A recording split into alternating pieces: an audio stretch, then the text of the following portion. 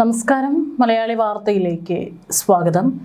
ശിശുക്ഷേമ സമിതിയുടെ സംരക്ഷണത്തിലായിരുന്ന സഹോദരിമാരോട് അതിക്രമം കാണിച്ചയാൾക്ക് ഇപ്പോൾ കോടതി ശിക്ഷ വിധിച്ചിരിക്കുകയാണ്.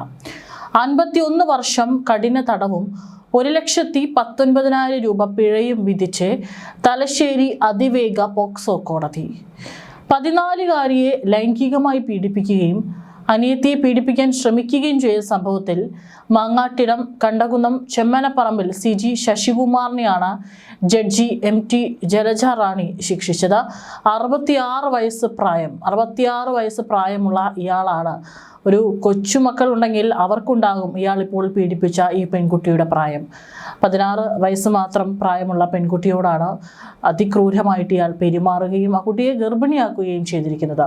കേസിൽ 2ാം പ്രതിയും ശശികുമാറിന്റെ ഭാര്യയുമായ PR രത്നകുമാരിയെ തെളിവുകളുടെ അഭാവത്തിൽ വെറുതെ വിട്ടു. പിഴയായി ലഭിക്കുന്ന തുക പീഡനത്തിനിരയായ പെൺകുട്ടിക്ക് നൽകണമെന്നും ലീഗൽ അതോറിറ്റിയോട് കോടതി നിർദ്ദേശിച്ചു.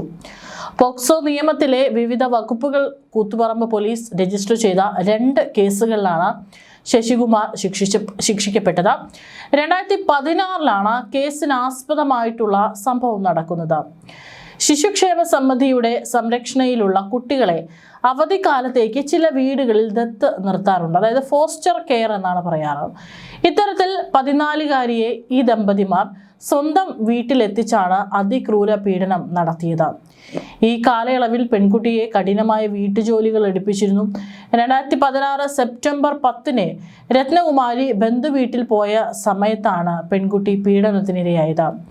രത്നകുമാരി പുറത്തു പോയ തക്കം നോക്കി ഈ ശശി എന്ന് പറയുന്ന 66 വയസ്സുള്ള ഇയാൾ പെൺകുട്ടിയെ കിടപ്പുമുറിയിൽ പൂട്ടിയിട്ട് പീഡിപ്പിക്കുകയായിരുന്നു. 3 ദിവസത്തോളമാണ് പെൺകുട്ടി അതിക്രൂരമായിട്ടുള്ള പീഡനം ഏറ്റുവാങ്ങേണ്ടി വന്നത്.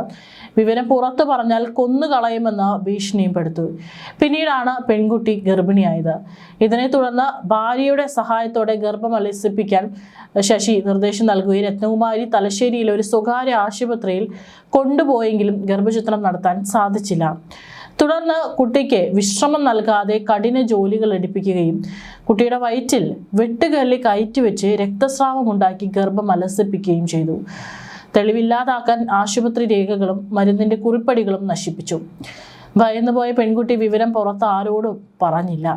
2018 പെൺകുട്ടിയുടെ അനിയത്തിയെയും ദമ്പതികൾ വീട്ടിലെത്തിച്ച് ലൈംഗികമായി ഉപദ്രവിക്കാൻ ശ്രമിച്ചു. ഇതേ തുടർന്ന് അനിയത്തി പരാതിപ്പെടുകയായിരുന്നു.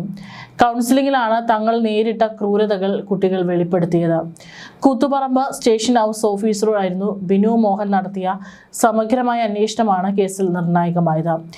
ഇൻസ്പെക്ടർ N സുനിൽകുമാറും സബ് ഇൻസ്പെക്ടർ KT സന്ദീപും അന്വേഷണം പൂർത്തിയാക്കി കോടതിയിൽ കുറ്റപത്രം സമർപ്പിക്കുകയായിരുന്നു.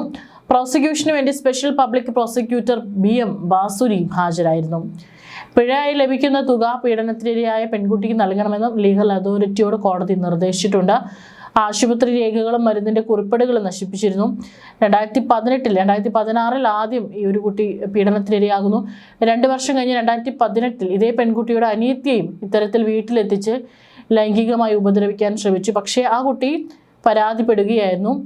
ഇതോടുകൂടിയിട്ടാണ് ഈ വിവരം പുറംലോകം അറിയുന്നത്. പിന്നീട് 2ാമത് പീഡനത്തിനിരയായ കുട്ടിയും കുട്ടിയുടെ ചേച്ചിയും തങ്ങൾക്ക് സംഭവിച്ച കാര്യങ്ങൾ കൗൺസിലിംഗിൽ പറയുകയായിരുന്നു. തുടർന്നാണ് പോലീസ് കേസെടുത്ത് സമഗ്രമായ അന്വേഷണം നടത്തി റിപ്പോർട്ട് സമർപ്പിച്ചത്. Inspector N Sunilkumar, sub inspector KT സന്ദീപും അന്വേഷണം പൂർത്തിയാക്കുകയായിരുന്നു. കൃത്യമായിട്ട് ഇനിയും ഈ ഒരു കാര്യം ഇപ്പോൾ ഈ അനീതിക്ക് അത് പറയാൻ തോന്നിയില്ല എന്നുണ്ടെങ്കിൽ വീണ്ടും 1 വർഷം കഴിയുമ്പോഴോ 2 വർഷം കഴിയുമ്പോഴോ സമാനമായ രീതിയിൽ ശിശുക്ഷേമ സമിതിയിൽ നിന്ന് കുട്ടികളെ ഇത്തരത്തിൽ ഈ ദമ്പതികൾ വീട്ടിലെത്തിച്ച് പീഡനത്തിന് ഇരയാക്കുമായിരുന്നു. ഏതായാലും ഇത് പുറലോകം അറിഞ്ഞു. കൃത്യമായ അന്വേഷണം നടന്നു. ഇപ്പോൾ 51 വർഷമാണ് പ്രതിക്ക് കോടതി ശിക്ഷ വിധിച്ചിരിക്കുന്നത്. 1,19,000 രൂപയാണ് പിഴയായി അടയ്ക്കാൻ പറഞ്ഞിരിക്കുന്നത്. അത് ഈ കുട്ടികൾക്ക് ലഭിക്കുന്നതായിരിക്കും.